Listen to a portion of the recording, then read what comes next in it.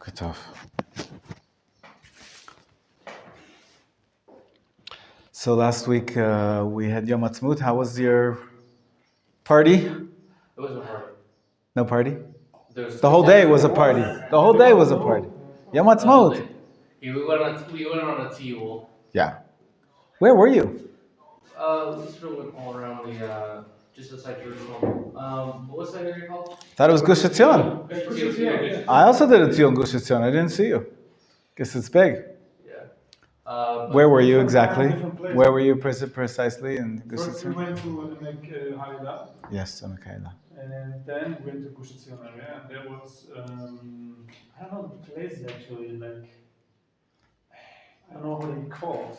There was one place we stopped where they told us about the story about the Lamed Hey. Mm-hmm. No. Lamed Hey, yeah. 34. 35. 35. 35, yeah. Uh-huh. Right. Uh-huh. And then went to another place. But Mincha there, then we had break and lunch, and then we went to a short hike. We went to there's not like as I said, I can't name the place, but there's like kind of an outlook. We went there also on the day we went to Hebron, and like there's an outlook and you can see Neve Daniel, maybe. Neve Daniel. Yeah, there's like vineyards there. And, Okay. Okay. Yeah. And there's also. Or by the Givat Oz Vegon. Oh, yeah, the oak tree. Oak tree. Alon Aboded, the lone oak tree. The lone oak. Okay. Yeah. Yafeh, Tov. That's my neighborhood. Barbecue. You did a barbecue. Mitzvah Hayom. Mitzvah Hayom, they say. That's what you have to do. Okay. So now we're actually we still have these books here. So open up for a minute. You see these books as Manim of Pninei Halacha. Because we're in this period, it's not just that Yom Ha'atzmaut is over. There is more special holidays coming up. And I also have to recognize that we're in the period called the Omer. We read it in the Parshat HaShavua, just yesterday, about Sfirat HaOmer, and how we count up from the Omer sacrifice on the second day of Pesach to what's the final? Shavuot. On Shavuot, and what's the special sacrifice on Shavuot? We bring Fita offering. That's right, Yafesh. It's called Shtei Halechem, the two breads. Yeah, the two breads. What other sacrifice of breads was in the parsha?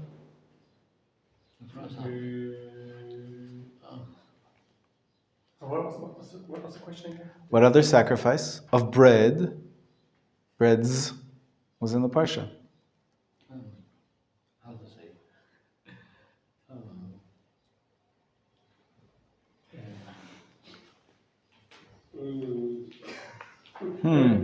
This is the 1 million Torah. Oh no, it's not that much. It's just making sure you read the parsha every day a week, and you heard it in shul. So, The Shavuot offering? I'm confused. what's the special offering on Shavuot? There's a special. No, not that you said already. That's the two breads. But there's another sacrifice of breads.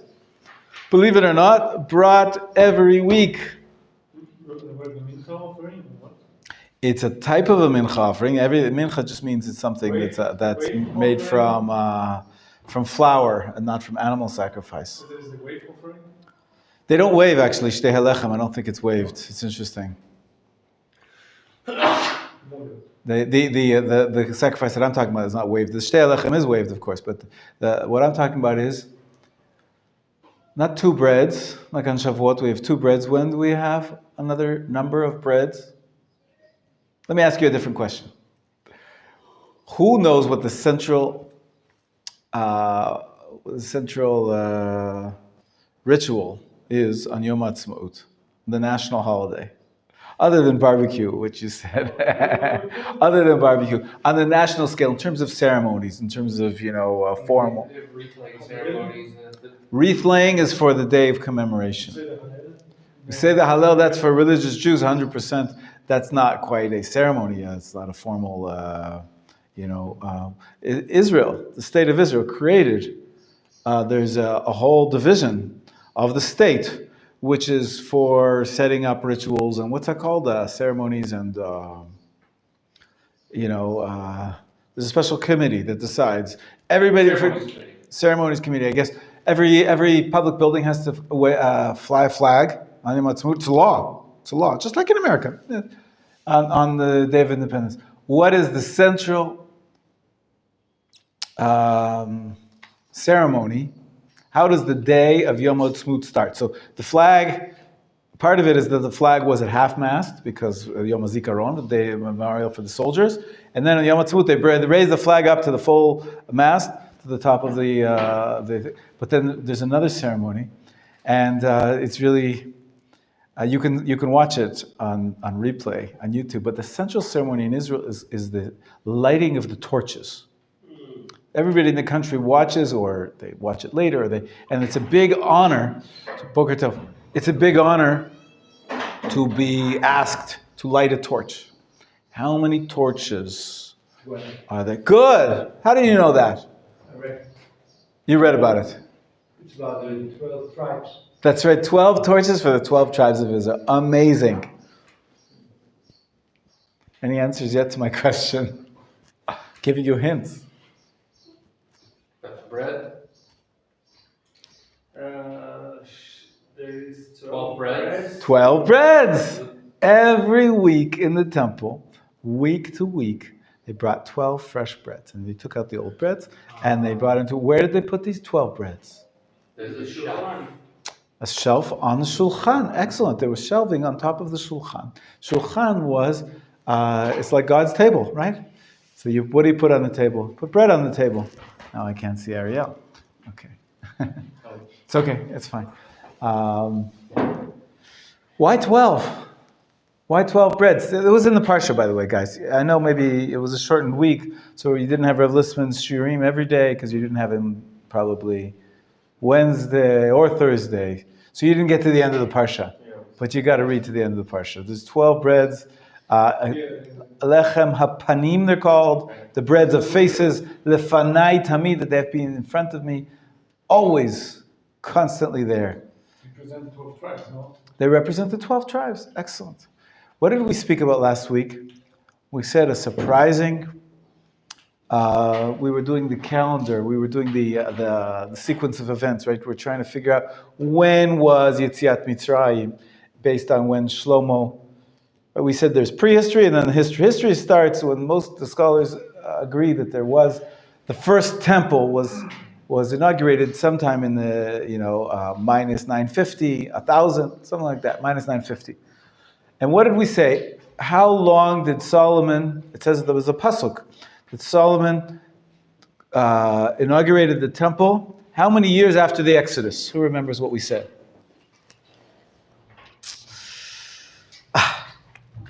It says in the pasuk, we have the Chumashim. We won't bother now because of the hour. 480 years. It says this is 480 years after the Jewish people came out of Egypt. Wow, 480 years before year 1000. That means that the Exodus must have been minus 1500 or something. That pushes Avram Avinu back to minus 1700. This doesn't seem to fit. There is some people that say, well, really, there's two schools of thought. Some people actually say perhaps the Exodus was in minus 1450, which is about 480 years before. If you follow the simple chronology of the Solomon's temple. We know approximately when that was, 950, minus 950, so add 480 and you get back to the Exodus of Egypt. The only problem is it's very difficult because the town of Pitom and Ramses are mentioned. They were only around later. There's a number of other things which don't make sense. So where do we get to the number 480? Anybody want to venture a guess that maybe there's a symbolic use of numbers in the Tanakh? Have you heard about this before? What symbolic numbers are used in the Tanakh? Okay, sorry, what? Yes, numbers that are used as typological numbers, they're called.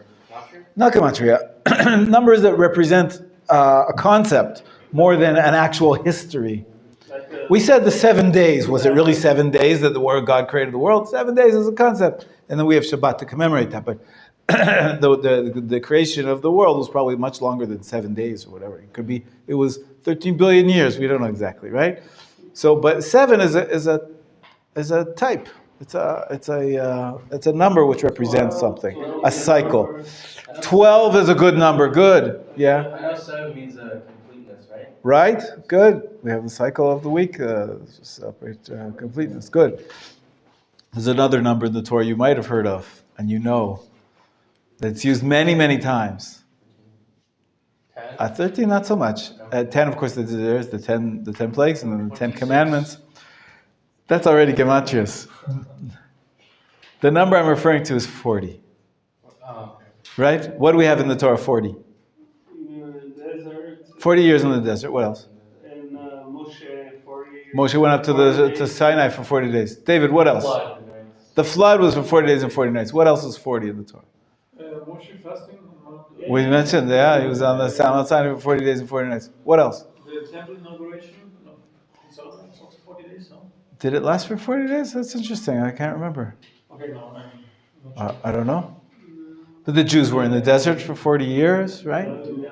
Right.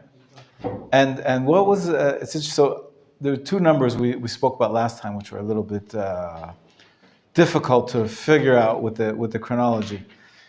What about if those numbers were meant to be typological numbers? What does that number 40 represent?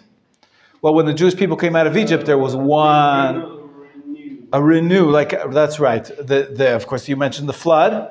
The entire other old world was destroyed, and now it's a new world. After 40 days, the new world is created. Also, there's 40 days of Tumah after a woman gives birth. No, but I mean, quarantine is like, it's like to kill something and then start again. Like you kill a virus in a quarantine, and then you can be free. Or why be so negative about killing? Just talk about how long does a fetus develop in his mother's womb until it's considered to be viable. 40 weeks, exactly. 40 weeks. And according to Chazal, after 40 days, the fetus becomes significant. There's a significant halachic difference. Whether, there's big debate going on in America now about abortion, right? Yeah. Pro and against, right? It's not Israel, so Okay. Oh, it exists here. The question is a human one about, what about abortion, right? So 40 days is significant. This concept of 40 is when you have a transformation. How do we mark transitions in Judaism? If a woman is forbidden to her husband, it becomes permitted to her husband. Mikvah. And when a man is not Jewish and then he wants to become Jewish, what does he do? Goes to the mikvah. How big is a mikvah? 40 sa'as. There's 40 measures called a sa'a. 40 represents a transition of just like a baby in the womb develops in 40 days, or 40 weeks ultimately, so too, in 40 sa'as of water, a man transforms from one state to another state. Also a Kohen, before he goes to do worship, he has to go through the mikvah. So 40 is, in my mind, clearly a number which represents something in the Torah. Right? We mentioned the Mabul, we mentioned the Har Sinai, we mentioned the Jews in the desert, with so many. 40 days, 40. Now, the number we said about Solomon's temple? 480 years since the Exodus. So how many is it? Well, 40 is like the life of Moshe. 12 times 40. 12 times 40. What's 12? Just said. That's the number of the tribes of Israel. In other words, the tribes of Israel, for them to come together and coalesce together and create a one united commonwealth, it took 480 years. Literally 480 years? I'm not so sure. But the fact that it took the 12 tribes to go through a gestational period of 40 times 12, that is probably what the Tanakh was trying to tell us. And that's the 480 years, but really it was much quicker. There's another 40 that we mentioned also in last class. And that is, we said it was in the Haggadah as well, but Avram Avinu. What did God say to him at the covenant of the pieces? 400 years in the desert, in a country. Your descendants will be tortured and enslaved in a foreign country for 400 years until they're going to come out with 400 years. That's 10 times 40. It's 10 times 40. It's also perhaps When you look in the Torah itself, who went down to Egypt? Jacob and his sons. Levi was one of Jacob's sons.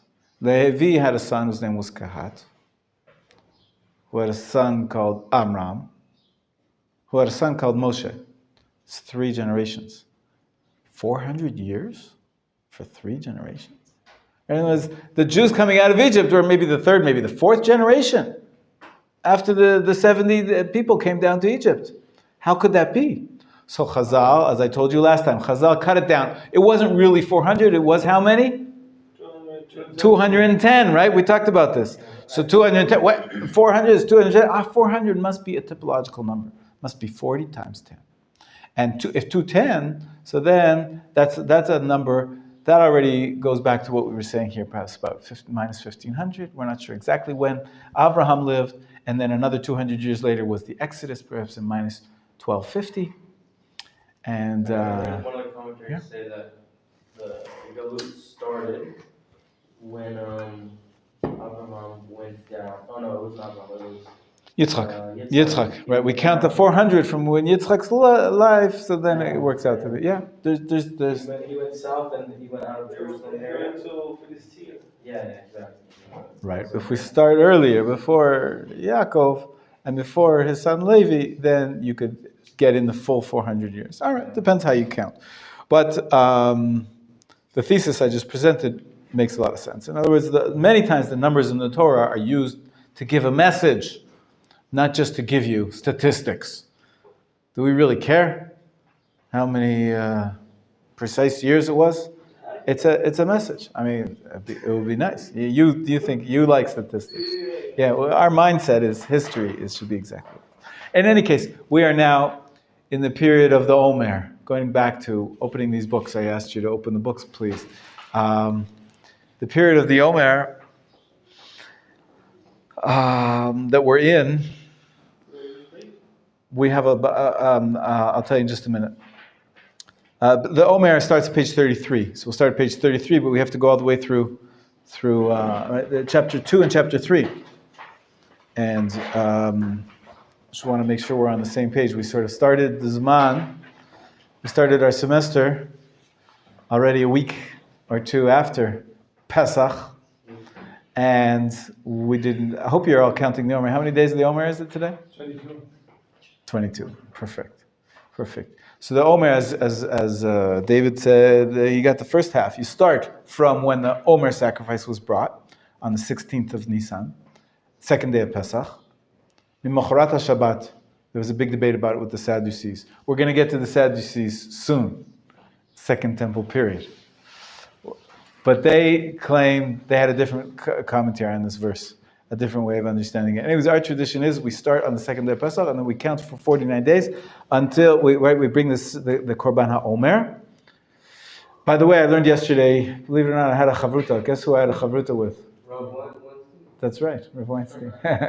We have a chavruta on Shabbat afternoon sometimes.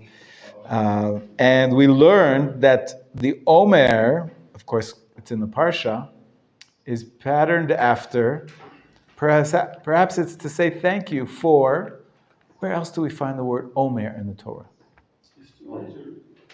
What? To measure what? So we have it for measuring flour for this korban. That's all. No other korban is with an Omer. But there is another time in the Torah where the Omer is mentioned. The word Omer is the measurement of the Omer is used. You mentioned this. I know you mentioned this. Maybe I did.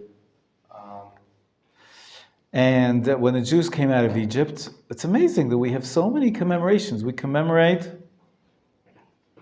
that where the Jews lived, right, with huts. So we have Sukkot to commemorate the huts. The bread that they ate. Okay, well we have the matzah. Wait, the matzah was over. What did they eat? They ate the man. The man, it says, it was a measurement of an Omer. Yeah, every day they had a measurement. So it could be that we're counting the Omer to recognize that our daily bread comes from God. Maybe it's connected in the Parsha as well. We have the 12 breads and the 2 breads. A lot of bread in this week's parsha, and then the counting of the Omer. So the Omer maybe is also reminiscent of, to remind us of, that God sustained us in the desert for 40 years with this special manna bread of an Omer every day. In any case, we're in the period of counting of the Omer.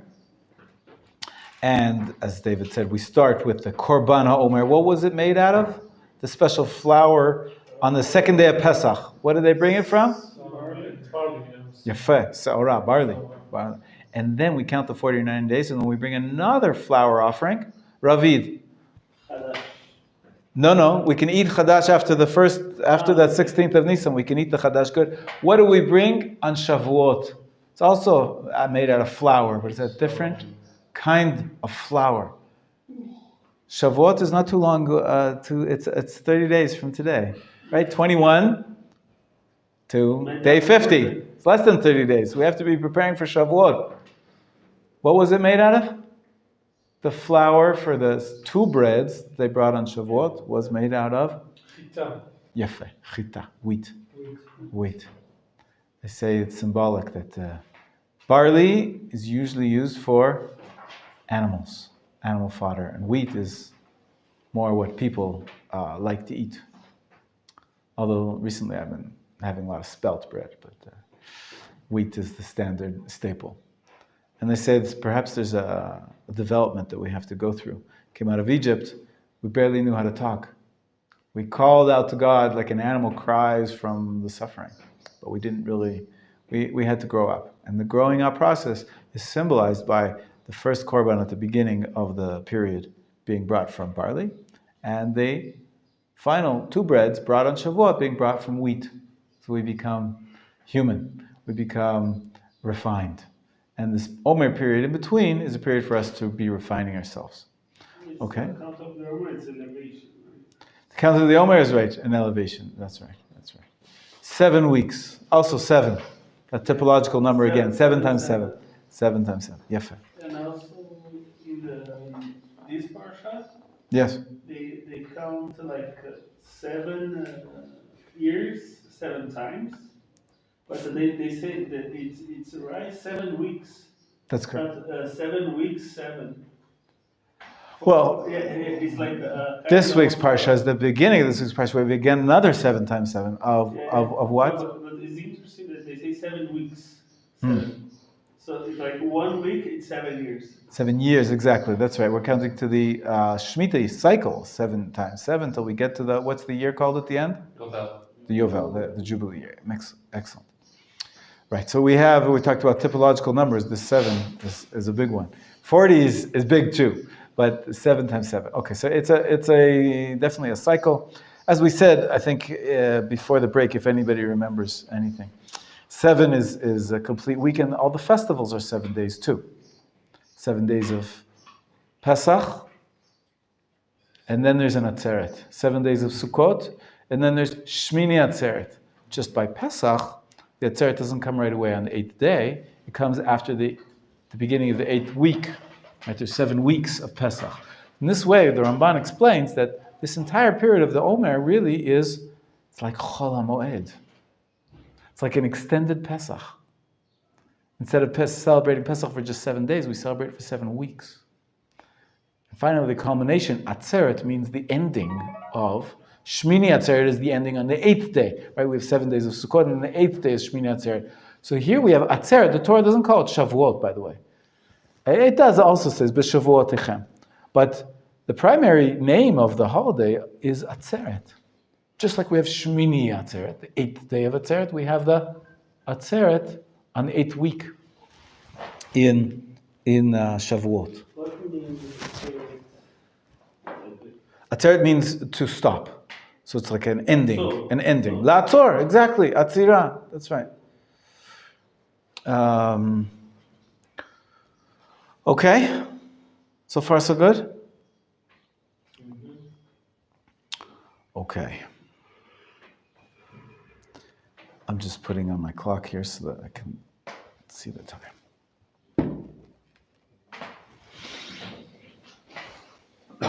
What do you know about Sfirat Omer? 49-day period. 49-day period. At Maariv, You count. There's an additional bit to cut the Omer. We're not allowed to cut our hair, listen to music. No. Ah. It's It's not not connected. connected This is not to- connected to the Sefirat Omer. It's a different reason. That's true. Oh. It's the same Yeah, period, but, but it's a different. This is exactly what I wanted to deal with. And it was when people think about Sfirat Omer nowadays, the first thing you think about is these customs of mourning. Yeah, Just- so It's kind of like actually, that. It's not wrong. It's not wrong. I want to talk about it. It's a happy thing. So according to what I described up till now, it's an extension of Pesach. We're still celebrating that we came out of Egypt. We went from Egypt, and it took us 50 days to get to Sinai. And so we're in the process of refining ourselves, of becoming more human versus the animals, right? The sacrifice from the barley versus the sacrifice from the wheat, right? This is what I was describing up till now. And then, but when I ask you what is Sfirat Omer, the first thing that comes into your mind is customs of mourning. How does that fit in? How does that work? I don't agree. For me, it's different. Okay, what do you mean? For me, like when I think Sefirat Omer, I think the provision of God. The Provision of God, right? Like we were saying before, that it's we came out of Egypt and God gave us the man. No, but we have all the rain, raining season, and then we get the crops. So if we don't have rain, we don't have crops. Right. So we can do the offering only if Hashem bring the geshem, bring the rain. Right. So it's his provision. So as a matter of fact, the Talmud says that, the Mishnah says already, that we're judged 4 times a year. When are we judged? Yom Kippur.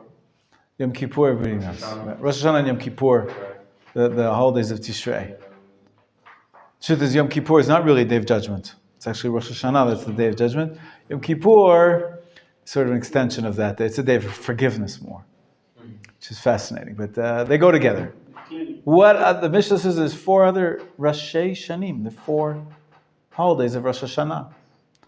One of them is on Shavuot, and another one is on Pesach.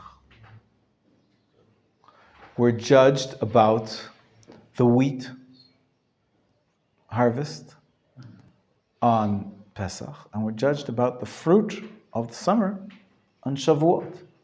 So there's a judgment day, and basically this period between Pesach and Shavuot is a very, very sensitive time. We have to be nice to each other, not only because of the students of Rabbi Akiva. We're praying to God because what happens is, Renan said correctly, that in the standard agricultural cycle of wheat, of the grain, it grows. You plant right before the rainy season. You plant in September, October, right, and then it's in the ground all the winter. It gets all the rain, and then it comes up, and now the stalks come up. This time, April, but then is the critical time. During these 50 days is the critical time. So what happens is that those seeds, right? You care about the seeds. You don't care about the stalks. The seeds is the actual fruit that you're gonna grind into flour, make flour to make bread. Those seeds have to ripen, and that's why they say that if it rains now, it's a bad thing. Because it could rot, make those seeds rot. What we want is a dry season now, so that those seeds can continue to while they're still on the stalks in the field. They'll mature, all the nutrients, the proteins come into the seeds, and then when you harvest them, when they're ready, then you can live basically. Staff of life, right? You had to have food. This was the grain for the entire year in the agricultural cycle. So this period is a time of din.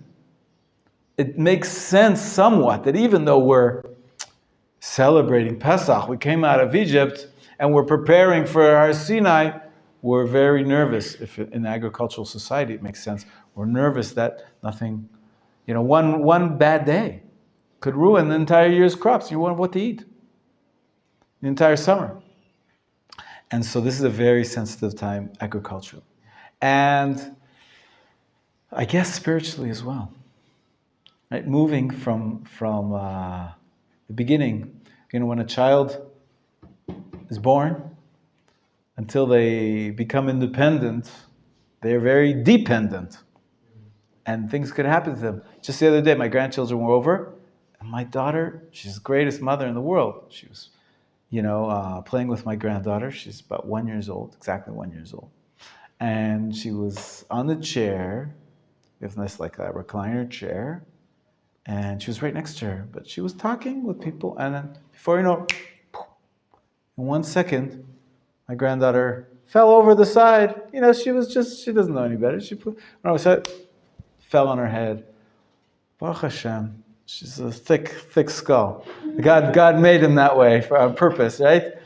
But it's a dangerous period. She cried, but she got it. She was okay. She's a little mark, but we all get bumps, and we all get it's a miracle we all survive childhood, to tell you the truth. We're so fragile. Human beings in particular. Like you see a baby goat, a baby horse, within seconds they're walking. They're walking on their own. Human babies are very, very dependent and fragile. And so the Masha, of course, is a parable for the Jewish people coming out of Egypt, working towards becoming more human-like, becoming more independent, getting our you could say maybe Har Sinai is like our bar mitzvah. Okay, we're going through in these 50 days. We're growing up, and so it's a very sensitive time. But when you grow up, unfortunately, this was a good end to the story with my granddaughter. No harm done, right? But unfortunately, some people are hurt, abused at this young age. Could scar you for life. Could really be very dangerous. Horrible. Could ruin you forever. So this very sensitive period.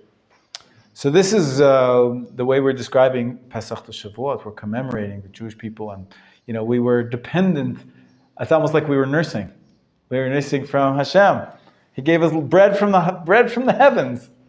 That's not normal. Normal is you harvest the wheat and you cut it down and you harvest your crops. Ultimately, it's preparing us for this concept that we're always dependent on God. Even later in life, even when we do have crops and we do have fields and we do go through the planting and the sowing and the plowing and all the different processing, in the end, one little thing. It's an amazing. You know who knows this better than anybody? That with all of our success in business, it's an amazing phenomenon. Have you heard? Do you know what a baba is? What's the context? It's Arabic for dad or something, or grandpa? No, the context is rabbis. What rabbis are called babas? You've heard of the Baba Sali, maybe? Not Baba Kama. You've heard of there is an industry, an entire industry of rabbis who give out blessings. Yeah. They charge money. They charge money for blessings. Yeah. Yes, I'm serious. Yeah. Yeah. Rabbis. Yeah. They make you rabbis? You've all heard of the concept of going to rabbi to get a blessing, right? Yeah. So a lot of people go to the rabbi to get blessing, to have a child, get a rabbi to have a blessing in their business deals. For bar mitzvahs too? For bar mitzvahs too, sure. Sure, no, it's a wonderful thing to go to rabbis, to be inspired by them. But it's turned into, an amazing phenomenon that there are very rich people that go to rabbis and give them hundreds of thousands of dollars to be blessed, to get a blessing from the rabbi so that their business deals will succeed. It's a crazy thing. Probably works. Yeah, maybe it works. Maybe that's why they go. I changed tire Yeah. from a rabbi's car. And Okay. I get a blessing. So You got a blessing, okay? yeah, it's not that expensive for me.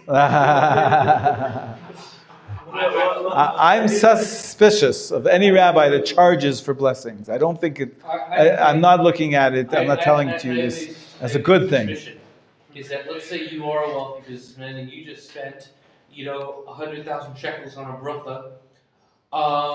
You're probably thinking to yourself afterwards, man, I hope this bracha works, because if it doesn't, I wasted $100,000. So because he wasted 100,000 check, I'm not gonna say wasted. I'm gonna say he spent. Because he spent 100,000. Because you spent 100,000 shekels on this bracha, I think that gives you more subconscious motivation to work harder. I hear you. A psychological explanation. I like it. Yeah. Well, of course, on the face of it, the rabbis are taking it for tzedakah. There are rabbis that have schools, that have yeshivot, and unfortunately, we've seen too many cases where the rabbis are not using the money for poor people, and those kind of things. So, I don't want to depress you. I don't want to depress you so early in the morning, the beginning of the week. But I want to give a different explanation of Moshe. I believe that it's a phenomenon. It exists in the world. Unfortunately, I think it's they're corrupt. There are corrupt lawyers. There are corrupt doctors. And there are corrupt rabbis. Unfortunately, I'm sorry to say it. Sometimes. If you're just a rabbi and someone gives you with money. It could be that politics leads to corruption. It could be corruption leads to politics. One thing leads to the other. Right. I wouldn't say that there's more corrupt rabbis than there are more corrupt, doctors or lawyers. Power is very dangerous, and unfortunately, it does exist. But I want to understand these people.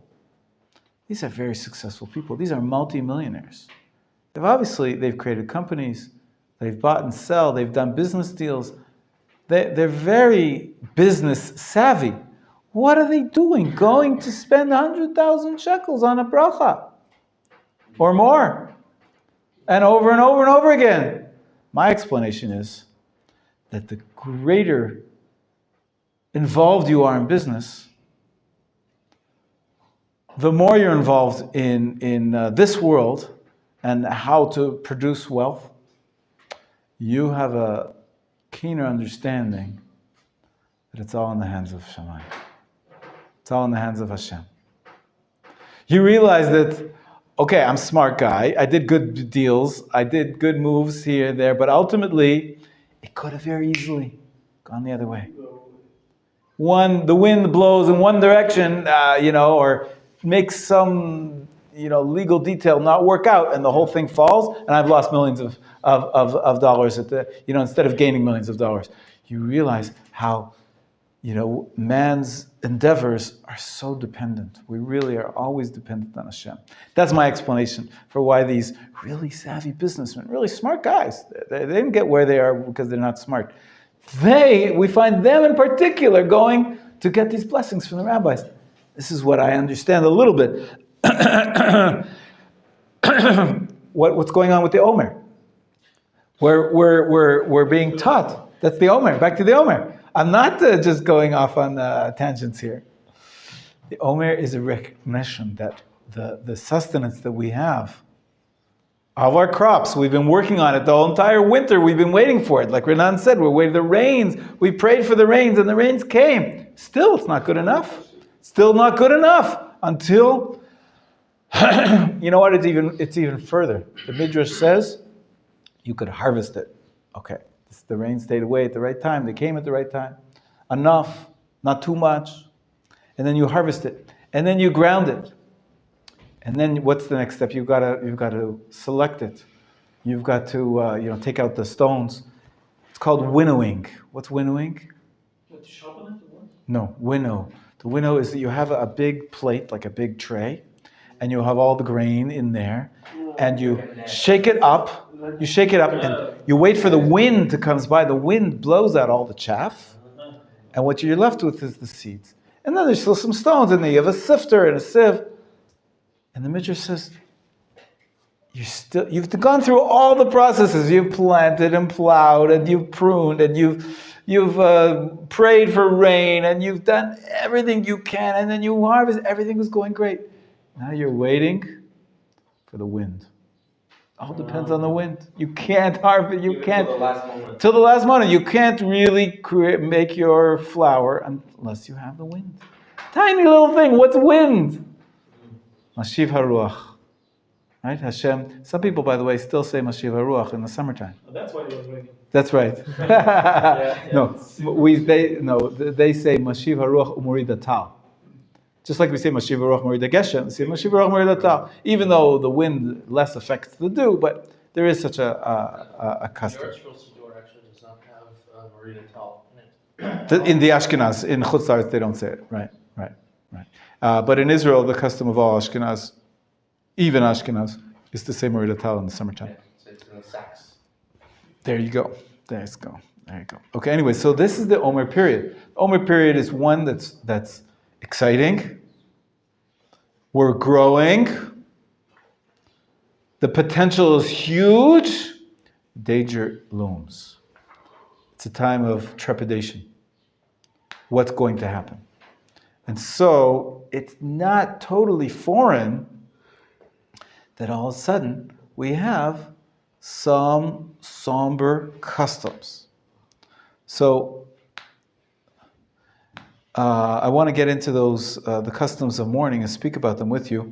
Let's open up to chapter 3, 49. page 49. What a coincidence. Isn't that something? The counting of the Omer ends on page 49. The chapter 2 talks about the laws of counting. And by the way, when I asked you how many days is today, you said 22? Weren't you afraid to tell me the number? No, because we already saying just today. Why would you be afraid? So there's rules about counting the Omer, and We said the bracha yesterday, so it's that's last right. night. That's right. So the problem is we want to count the bracha, we want to count the Omer after saying a bracha, and that means that from the beginning of the day, you want to say the bracha. That's why we do it at Mariv, right? Right away when the day starts, we say it as soon as possible, because there's a concept also that the counting should be tamimot, should be complete. The way to make it complete is you're counting the whole day. The whole day means starting from the very first moment of the first day till the very end of the last day. That's why, by the way, Shavuot, we wait until the 49th day is totally over, longer than usual. You're going to wait a little bit longer than usual. In any case, we count right away at the beginning of Mariv. But what happens if someone comes over to you and says, before Mariv, while you're waiting for the Chazan to start, you say, what are we up to? What number are we up to in the count? And you say to them, very good. If you say to them, we're about to count 22. Uh-oh. Maybe you already just said. What is the mitzvah? It's the count, to say the number. You said the number. So that's why. Now, wait, but we didn't. The night's didn't start yet. You didn't say Mariv yet. Maybe the night did start. When does the night start in the halacha? When the sun down. Oh, 3 stars. Yeah. So 3 stars, but we know that there's a twilight zone, right? Exactly. Between sunset and the 3 stars, it's considered to be doubtful. Is it day or is it night? Dawn is in the morning. It's dusk. It's called. So that time period, maybe it's already nighttime. So if during that, it's usually 20 minutes, half an hour. During that 20 minutes or half an hour, if you say the answer, somebody asks you, how many days is it? You say that it's 22. You can't say a bracha anymore. Yeah. Because maybe you already fulfilled the mitzvah. Once you've already fulfilled the mitzvah, you can't say a bracha. And so is what people know. Ariel says, yesterday was, you don't say today's day. For that half an hour. Of course, it's a mistake. People think, today is 22. I shouldn't say today is 22 because maybe I'll be saying it before I already said the bracha last night. It's no problem to say all day long, 22, 22, all in one. You don't have to say yesterday was 21. But because in that, when it becomes dusk, when it becomes after sunset, you really should be careful. Don't say today's count. You say yesterday's count. So the joke is, the guy comes home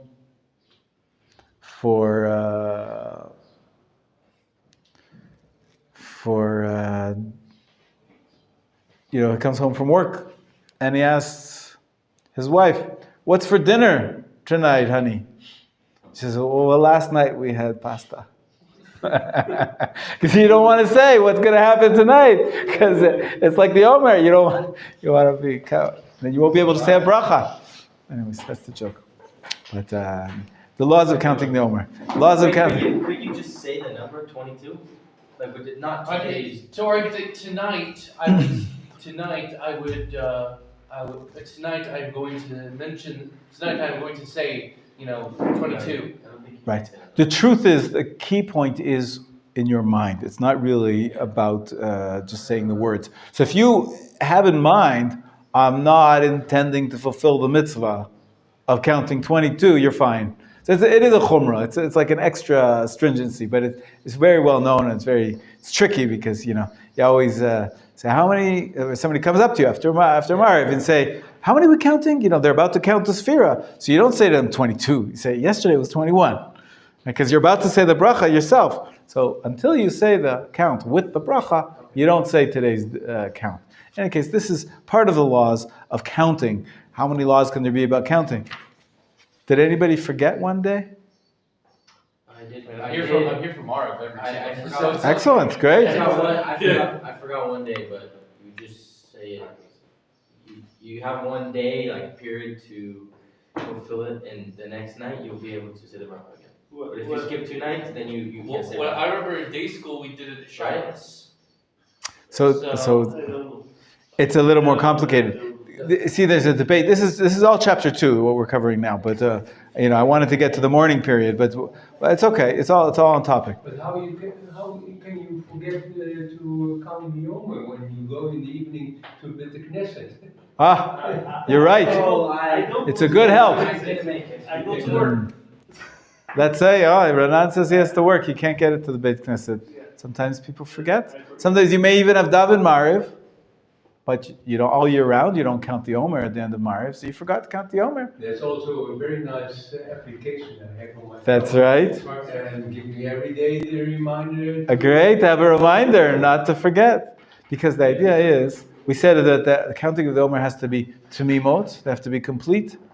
Some Rishonim explain that what that means is that it has to be a complete count in sequence. So it has to be day 1, day 2, day 3, day 4. If you miss out any one of the days, you can't fulfill your mitzvah. No. It's all or nothing. That's not true. So this is a debate. You see, some people say, no, each day is its own mitzvah. Do we make a bracha once? 49 times. We make a bracha 49 times. Seem to indicate there's 49 mitzvot. Each day that you're counting is. So what do we paskin in this debate? Is it one long mitzvah of 49 days, of 49 components, or is each day its own mitzvah? Why not both? Well, it's a debate to try to understand.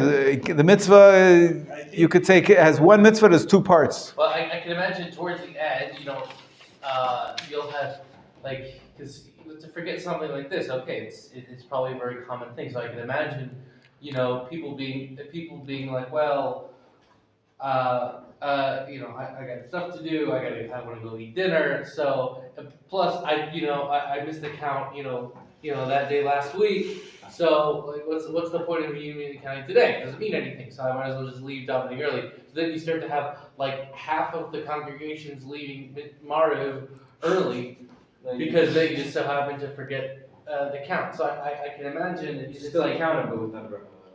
Well, what's the point in what's the if you say that it doesn't count unless you've done absolutely every single one in order, if you miss one, it's all for nothing. You'll get that people's just starting to leave. I'm not putting it into the right words. I hear what you're saying. I'm just saying, you're right, and I agree with you 100%. I think it's a very dangerous way of looking at it. People think that if I missed a day, so I shouldn't count the rest. It's not true. If every day is a separate mitzvah, count the next day. You missed one, what can you do? But tomorrow's another day, as they say. Each day is its own day. And let's say it's not the absolute best mitzvah. It's still a mitzvah to count. Even if you missed yesterday, you can still count today. Mitzvah taseh, correct, Right? yes? So if you don't do it, you don't get punished. Well, you get punished by God, not by man. No, you don't have some. There's no lashes, correct, there's no lashes. It's true, No. it's true, but you're missing out on the mitzvah. The point is you want to do the mitzvah. And I believe it's true what Moshe said, that if you missed out one day, you still, it's a big mitzvah that you should count the Omer every single day. It's chakras every day. Exactly. Okay, so the question is, how different is the Omer? The Omer clearly is a sequence of 49 days. The question is, how significant is that? If you miss out, like if you miss out day 15, so then day 16 for you is not going to be day 16. Day 16 is really day 15, because you didn't count day 15. So your count is off. There can be no meaning to a count where one is missing in the middle. Everybody else has been counting 49, but you're missing one, so you're going to be behind the count. I think we are missing the point. The point is celebrate Shavuot in the day 50. So you need to count. I'm not sure you're right. I think there's on one hand, sure. You're supposed to count those days and then celebrate the holiday afterwards. And by the way, Shavuot is unique. Of all the mitzvot, of all the holidays, it doesn't have a date in the Torah. Right, it says you count those 49 days, and then the 50th day you have Shavuot. It's fascinating. So you're right that there is an element of the Omer that we're counting towards Shavuot. But what have I been telling you up till now? That the Omer is to commemorate the Man, that the Omer is a process. The Omer is not just a means to an end. The Omer itself, the counting of the Omer every single day is an end in itself. To say thank you, to recognize that our sustenance is dependent on God every step along the way, where it's a form of, it's a time where we have trepidation, what's going to happen to our crops. The counting itself is significant, even if we're not going to get to the ending time. So are you going to say don't count anymore if you skip one day? It's very difficult. What's the bottom line? My siddur says, if you skip the night, so you fell asleep and you weren't able to say that night. In the morning you say without a bracha, or during the day you say without a bracha, and then that night, following night for the next Omer, you say with the bracha. But if you already skipped both those nights, then following... Not both those nights. If you skipped the night and the day... The night and the day, right, sorry. Then the following you say... The following night, without you're already missing. Right, very good. This is the common custom. In other words, there's a little bit of a leeway. There's a flexibility. If you skip a day totally, you don't count the Omer. Not in the nighttime and not in the daytime. Let's say day 15, for example, you forgot. The following nights, you have to count. Like Moshe said, you got to keep counting, but without a bracha. You can't say the bracha, because we take into account that opinion which says, if it's not a complete 49-day sequence, it's not considered to be kosher, and if it's not kosher, you can't say a bracha on it. Midarabanan, we still want you to count, you should still do it, but you can't say a bracha, because we bow to that opinion that says you only say a bracha every day if it's going to be a complete sequence. What do you if you don't know? So we'll get to that in a minute. However, we don't go absolutely with that opinion. Because when do you make a bracha? When you count at night, right? At night. What happens is that you didn't count at night and you remember the following day. So you've got 24 hours. So in the daytime, Moshe says in your school they counted in the morning time. Because maybe the kids weren't doing Mariv, who knows? And they wanted to teach you about the Omer. In my shul, there's somebody who at the end of davening every day in the morning, he says, Hayom. And here too. Shtay v'esrim yom l'Omer. 22 days, every day in the morning. In the morning, just in case you forgot at night, if you say it in the daytime, you haven't totally missed the count. And so during the daytime, we don't make a bracha. You only make a bracha at night. Mm-hmm. So you didn't make a bracha at night, but if you count during the day, you haven't broken the sequence. And you can continue to count the following nights with a bracha. So We do paskin that if you miss one day totally, you've lost out the bracha. But if you've missed out one night, but you remember during the day, the following day, you still can continue to count the rest of the days with a bracha because you haven't lost the sequence. And this is always a challenge, not to miss any day. Why exactly we cannot say the bracha? It's according to some opinions, you can't say a bracha if you're not going to be fulfilling the mitzvah properly. The mitzvah is proper only if it's... But it's because, like, so don't say Hashem's name. That's right, it's taking Hashem's name in vain, of course. If it's not a valid mitzvah, if it's... The mitzvah is the full 49 days. And if you missed out one day, you can't say a bracha anymore. So we're lenient on the fact that if you remember during the daytime, even though it's not ideal, ideally you should do it at the beginning of the night because you want the full 24 hours to be counted. But as long as it's in the daytime, this happened to me, by the way, a couple of days ago. For some reason, I think I didn't daven Ma'ariv in a minyan. That's always the key. And I forgot to count. The following day, I remembered just before the end of the day, right at sunset. So I quickly said the count from last night. And that way I can continue to keep counting with a bracha. Now, in some families, this is already lore. This is Jewish lore. You want to get the kids to remember to count. It's a mitzvah, and it's fun.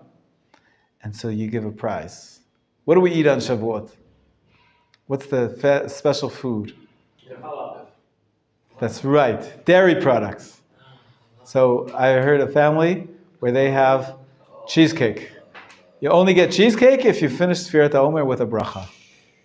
You counted all 49 nights. You remembered the count. You didn't forget any. Only then do you get cheesecake. I tried that in my family, but it was too hard. It's too hard because how can you not give your kid cheesecake? But also my kids, they don't love cheesecake so much, so we changed it up a little bit. You bring us cheesecake. I'd love to. I like cheesecake. I love.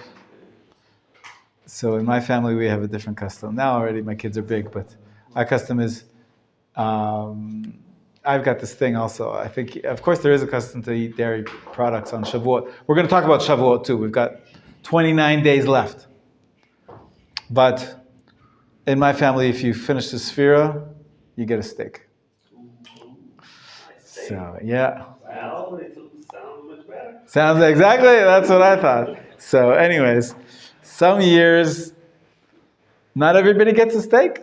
So people forget, it happens, But anyways, this is just some of the laws of the actual counting.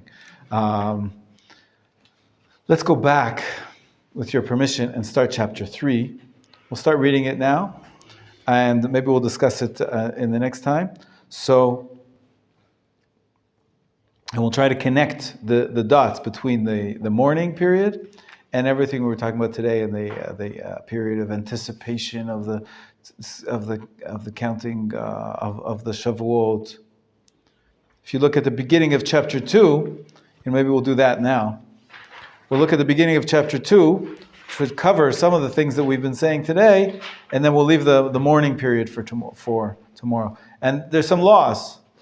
That was the first thing you guys thought about. Haircuts, of course, and some people, he said, music. I want to talk to you about music, whether or not you're allowed to listen to music or not. Yes, David. Yeah. Exactly. Yom HaTzmaut overrode, but yeah. Where does this no listening to his word come from?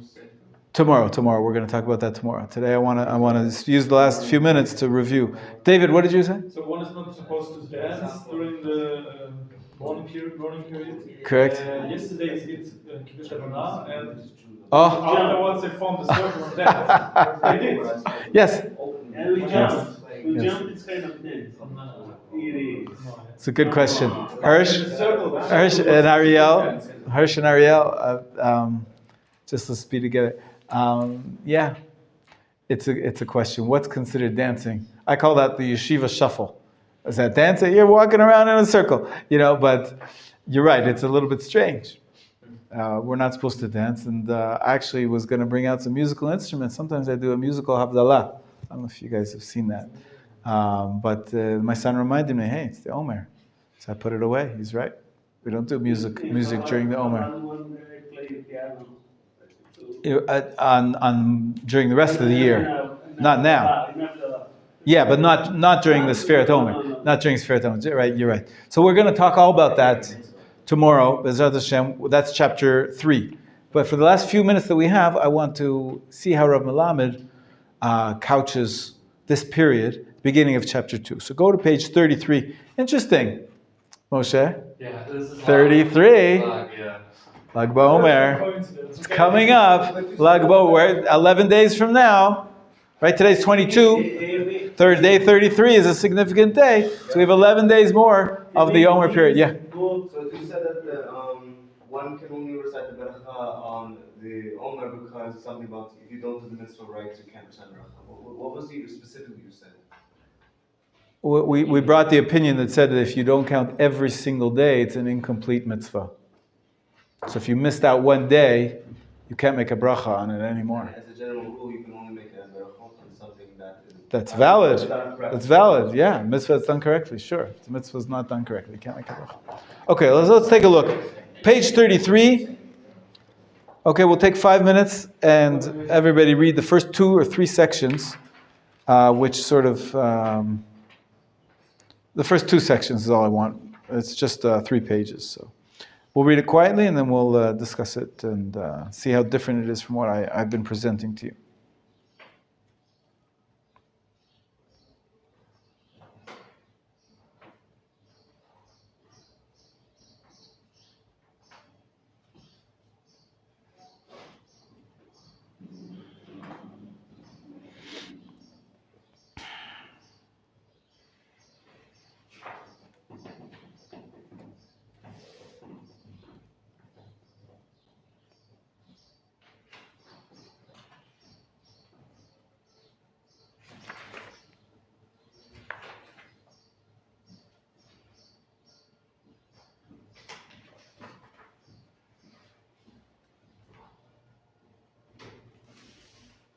He quotes yesterday's parsha, by the way, on page 34.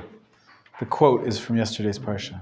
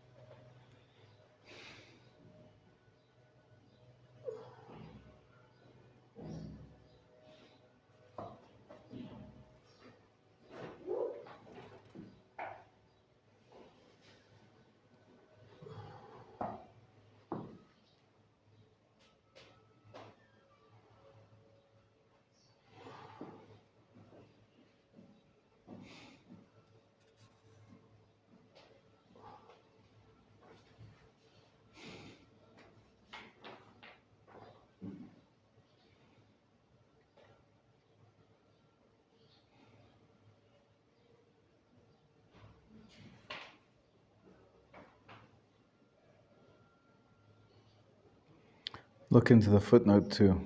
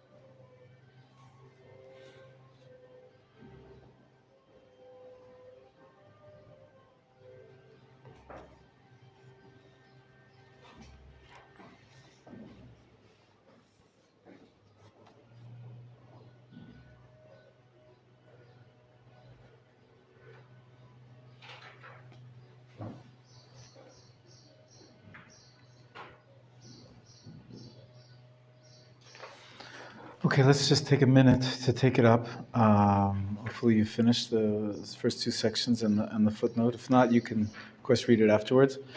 He doesn't mention what I was talking about when it comes to the Omer